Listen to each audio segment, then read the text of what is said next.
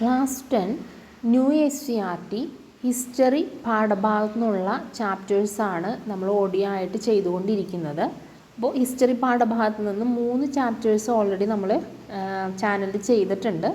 ഇന്ന് ചാപ്റ്റർ 4 സമ്പത്തും ലോകവും എന്ന പാഠഭാഗത്തു നിന്നുള്ള ക്വസ്റ്റ്യൻസാണ് ഇന്നത്തെ വീഡിയോയിൽ ഉൾപ്പെടുത്തിയിട്ടുള്ളത്. ക്വസ്റ്റ്യൻസിലേക്ക് കിടക്കാം. Glimpses of the world history രചിച്ചത് Jawaharlal Nehru. Glimpses of the world history രചിച്ചത് ആരാണ്? ജവഹർലാൽ നെഹ്റു. ഭൂമിശാസ്ത്ര പര്യവേഷണങ്ങൾക്ക് കാരണമായി തീർന്നത് 15-ാം നൂറ്റാണ്ടിലെ 2 പ്രധാന സംഭവങ്ങളാണ്. ഏതൊക്കെയാണവ? തുർക്കികൾ കോൺസ്റ്റാന്റിനോപ്പിൾ പിടിച്ചടക്കിയത്, പോർച്ചുഗീസ് നാവികർ ആഫ്രിക്കയിലെ ഗിനിയ തീരം വരെ എത്തിച്ചേർന്നത്. അപ്പോൾ ഭൂമിശാസ്ത്ര പര്യവേഷണങ്ങൾക്ക് കാരണമായി തീർന്നത് 15-ാം നൂറ്റാണ്ടിലെ 2 പ്രധാന സംഭവങ്ങളാണ്. ഒന്ന്, തുർക്കികൾ കോൺസ്റ്റാന്റിനോപ്പിൾ പിടിച്ചെടുത്തത്. 2, പോർച്ചുഗീസ് നാവികർ ആഫ്രിക്കയിലെ ഗിനിയ തീരം വരെ എത്തിച്ചേർന്നത്. ലോകത്തെ മാറ്റിമറിച്ച ഭൂമിശാസ്ത്ര പര്യവേഷണങ്ങൾക്ക് തുടക്കം കുറിച്ചത് പോർച്ചുഗലും സ്പെയിനുമാണ്. ലോകത്തെ മാറ്റിമറിച്ച ഭൂമിശാസ്ത്ര പര്യവേഷണങ്ങൾക്ക് തുടക്കം കുറിച്ച 2 രാജ്യങ്ങളാണ് പോർച്ചുഗലും സ്പെയിനും. സമുദ്ര പര്യവേഷണ യാത്രകൾക്ക് ഈ രാജ്യങ്ങളെ സഹായിച്ച ഘടകങ്ങൾ ഏതൊക്കെയാണ്? ഒന്ന്, മഹാസമുദ്രങ്ങൾ മുറിച്ചു കടക്കാൻ ശേഷിയുള്ള കപ്പലുകളുടെ നിർമ്മാണം. 2, കടലിൽ ദിശ കണ്ടെത്താൻ സഹായിക്കുന്ന നാവിക ഉപകരണങ്ങളുടെ കണ്ടുപിടുത്തം. 3, ഭരണാധികാരികൾ നൽകിയ ശക്തമായ പിന്തുണ. 4, സൈനിക ശേഷി. 5, സമുദ്രയാത്രാനുഭവങ്ങൾ. 6, ഭൂപട നിർമ്മാണം, വാനനിരീക്ഷണം എന്നീ മേഖലകളിൽ നേടിയ പുരോഗതി. ഇത്രയുമാണ് സമുദ്ര പര്യവേഷണ യാത്രകൾക്ക് പോർച്ചുഗൽ, സ്പെയിൻ എന്നീ രാജ്യങ്ങളെ സഹായിച്ച ഘടകങ്ങൾ. ഏതൊക്കെയാണ്? മഹാസമുദ്രങ്ങൾ മുറിച്ചു കടക്കാൻ ശേഷിയുള്ള കപ്പലുകളുടെ നിർമ്മാണം, കടലിൽ ദിശ കണ്ടെത്താൻ സഹായിക്കുന്ന നാവിക ഉപകരണങ്ങളുടെ കണ്ടുപിടുത്തം, ഭരണാധികാരികൾ നൽകിയ ശക്തമായ പിന്തുണ, സൈനിക ശേഷി, സമുദ്രയാത്രാനുഭവങ്ങൾ, ഭൂപട നിർമ്മാണം, വാനനിരീക്ഷണം എന്നീ മേഖലകളിൽ നേടിയ പുരോഗതി. യൂറോപ്യന്മാർ ആദ്യ പര്യവേഷണ യാത്രകൾ എവിടേക്കായിരുന്നു? യൂറോപ്യന്മാരുടെ ആദ്യ പര്യവേഷണ യാത്രകൾ ഏത് രാജ്യത്തേക്കായിരുന്നു? ആഫ്രിക്കൻ ഭൂഖണ്ഡത്തിലേക്കായിരുന്നു യൂറോപ്യന്മാരുടെ ആദ്യ പര്യവേഷണ യാത്രകൾ. എവിടേക്കായിരുന്നു? ആഫ്രിക്കൻ ഭൂഖണ്ഡത്തിലേക്ക്. ആഫ്രിക്കയിലെ നൈജർ സമതലത്തിലെ സ്വർണത്തെക്കുറിച്ചുള്ള അറിവാണ് ഇതിന് കാരണമായത്. അപ്പോൾ യൂറോപ്യന്മാർ ആഫ്രിക്കൻ ഭൂഖണ്ഡത്തിലേക്ക് എത്തിച്ചേരാനുള്ള കാരണം എന്താണ്? ആഫ്രിക്കയിലെ നൈജർ സമതലത്തിലെ സ്വർണത്തെക്കുറിച്ചുള്ള അറിവ്. 1415 മൊറോക്കൻ തീരത്തെ സ്യൂത്ത പിടിച്ചടക്കിയതോടുകൂടിയാണ് ആഫ്രിക്കയിലെ പോർച്ചുഗീസ് അധിനിവേശം ആരംഭിച്ചത്. ആഫ്രിക്കയിൽ പോർച്ചുഗീസ് അധിനിവേശം ആരംഭിച്ചത് എന്നാണ്? 1415 മൊറോക്കൻ തീരത്തെ സ്യൂത്ത പിടിച്ചടക്കിയതോടുകൂടി. ഒരു രാജ്യം തങ്ങളുടേതല്ലാത്ത പ്രദേശത്ത് ആധിപത്യം സ്ഥാപിക്കുന്ന പ്രക്രിയയാണ് കോളനിവൽക്കരണം. ഒരു രാജ്യം തങ്ങളുടേതല്ലാത്ത പ്രദേശത്ത് ആധിപത്യം സ്ഥാപിക്കുന്ന പ്രക്രിയയാണ് കോളനിവൽക്കരണം. ആഫ്രിക്കൻ ഭൂഖണ്ഡത്തിൻ്റെ പടിഞ്ഞാറൻ തീരത്ത് അറ്റ്ലാന്റിക് സമുദ്രത്തിൽ സ്ഥിതി ചെയ്യുന്ന ദ്വീപുകളാണ് അറ്റ്ലാന്റിക് ദ്വീപുകൾ. എന്താണ് അറ്റ്ലാന്റിക് ദ്വീപുകൾ? ആഫ്രിക്കൻ ഭൂഖണ്ഡത്തിൻ്റെ പടിഞ്ഞാറൻ തീരത്ത് അറ്റ്ലാന്റിക് സമുദ്രത്തിൽ സ്ഥിതി ചെയ്യുന്ന ദ്വീപുകളാണ് അറ്റ്ലാന്റിക് ദ്വീപുകൾ.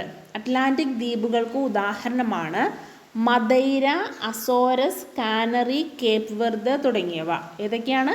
മദൈര, അസോരസ്, കാനറി, കേപ്പ് ദ്വീപുകൾ. കേപ്പ് വെർദ് ഏതൊക്കെയാണ്? മദൈര, അസോരസ്, കാനറി, കേപ്പ് വെർദ് ദ്വീപുകൾ.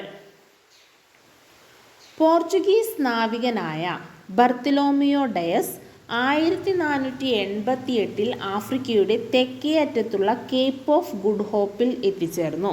അപ്പോൾ ആഫ്രിക്കയുടെ തെക്കേ അറ്റത്തുള്ള കേപ്പ് ഓഫ് ഗുഡ് ഹോപ്പിൽ എത്തിച്ചേർന്ന പോർച്ചുഗീസ് നാവികൻ ആരാണ്? ബർത്തലോമിയോ ഡയസ്. എന്നാണ് അദ്ദേഹം എത്തിച്ചേർന്നത്? ബർത്തലോമിയോ ഡയസ് എത്തിച്ചേർന്നത് 1488.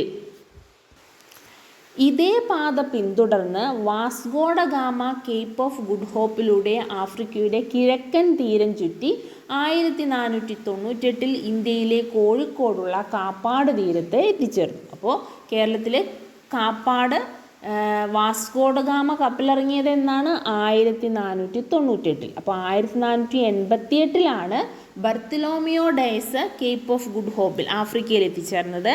1498 വാസ്കോഡ ഗാമ കേരളത്തിൽ കാപ്പാട് കപ്പലിറങ്ങി.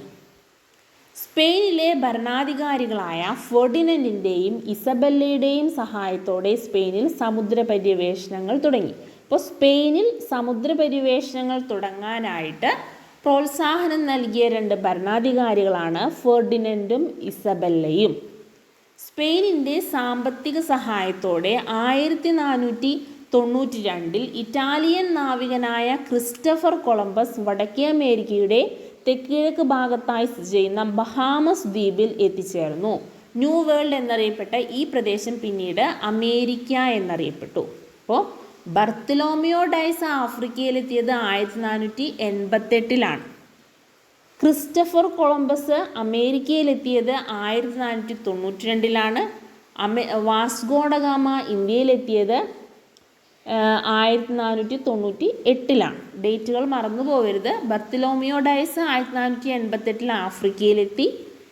ക്രിസ്റ്റഫർ കൊളംബസ് അമേരിക്കയിലെ ബഹാമസ് ദ്വീപിൽ എത്തിച്ചേർന്ന 1492. വാസ്കോഡ ഗാമ ഇന്ത്യയിലെത്തിയത് 1498. അപ്പോൾ ബർത്തലോമിയോ ഡയസ് 1490 ബർത്തലോമിയോ ഡയസ് അല്ല, ക്രിസ്റ്റഫർ കൊളംബസ് 1492 അമേരിക്കയുടെ തെക്ക് കിഴക്ക് ഭാഗത്തായി സ്ഥിതി ചെയ്യുന്ന ബഹാമസ് ദ്വീപിൽ എത്തിച്ചേർന്നു. അദ്ദേഹം ഈ സ്ഥലത്തെ ന്യൂ വേൾഡ് എന്നാണ് വിളിച്ചത്.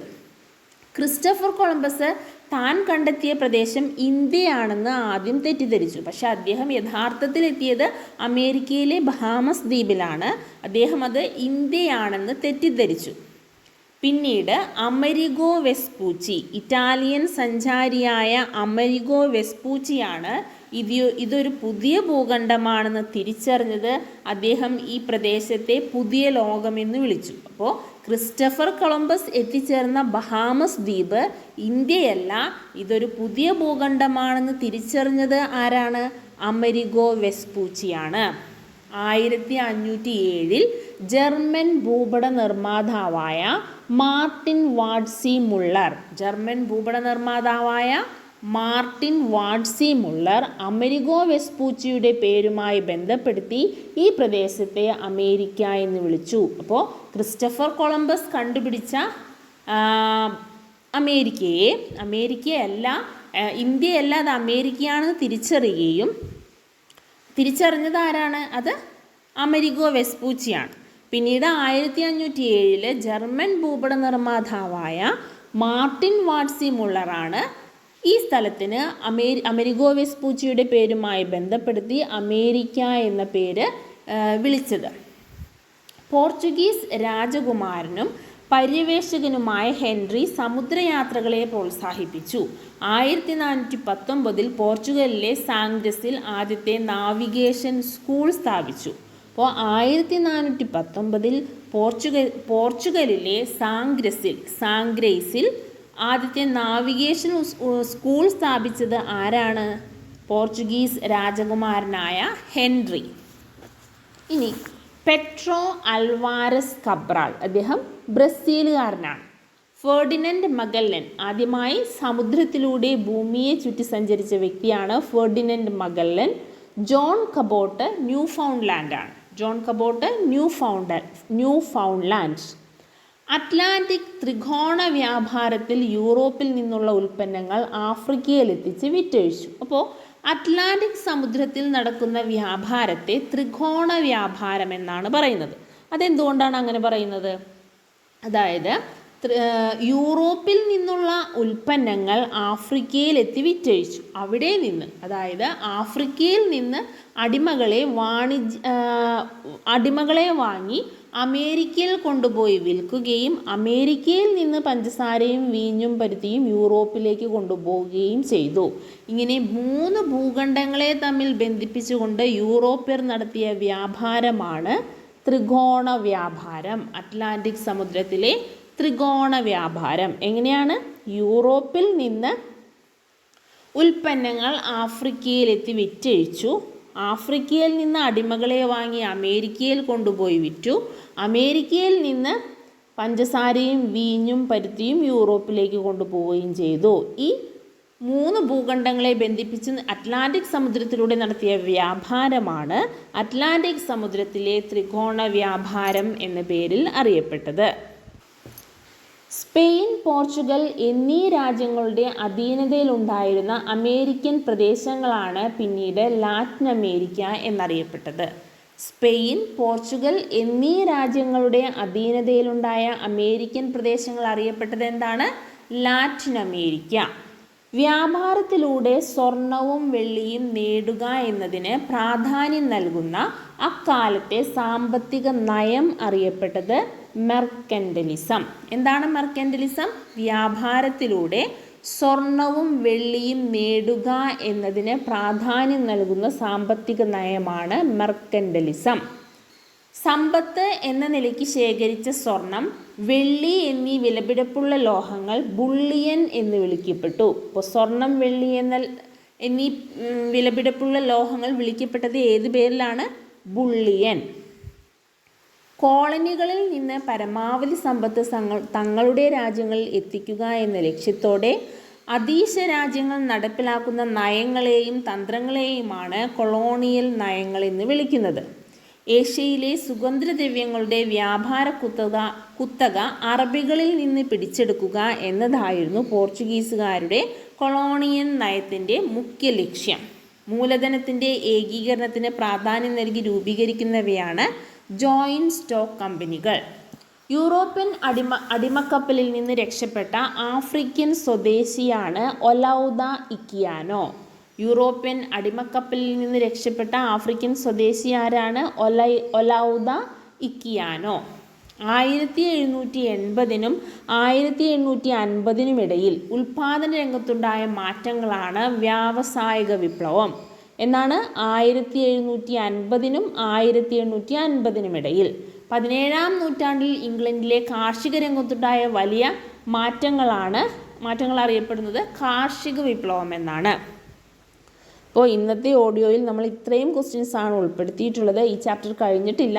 ഈ ചാപ്റ്ററിലെ അടുത്ത ഭാഗമായിട്ട് നെക്സ്റ്റ് ഓഡിയോയിൽ കാണാം.